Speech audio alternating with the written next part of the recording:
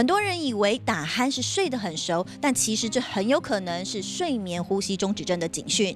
有关这个睡眠的健康警讯，打鼾的问题可能比想象中的还要更严重。根据卫福部的文章显示，保守估计，台湾可能有将近70万人患有睡眠呼吸中止症，这对于健康的影响非常的大。除了影响日常的生活，还会增加多种疾病的罹患风险。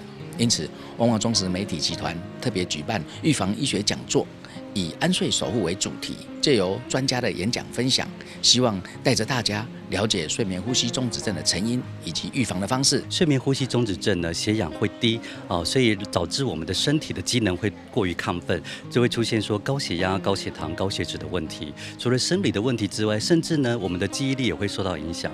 当睡眠睡不好，我们的脑袋呢，其实它的这个细胞的转换、它的运作都会变得比较慢，所以往往会让人很难专注。牙医师其实可以很早就从你口腔看到一些呼吸道相关的讯息。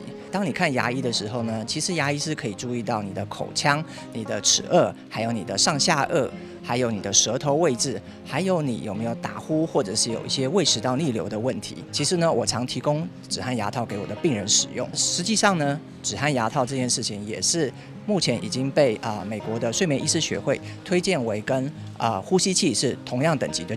那我们发现阻塞性睡眠呼吸中止越严重的，它的端粒体长度就越短。那说明了什么呢？因为阻塞性睡眠呼吸中止症的病人比较有夜间会缺氧的问题。当你夜间会缺氧，那会导致你全身性的发炎反应，这也会攸关的不止老化的问题，再就攸关的健康和存活的问题。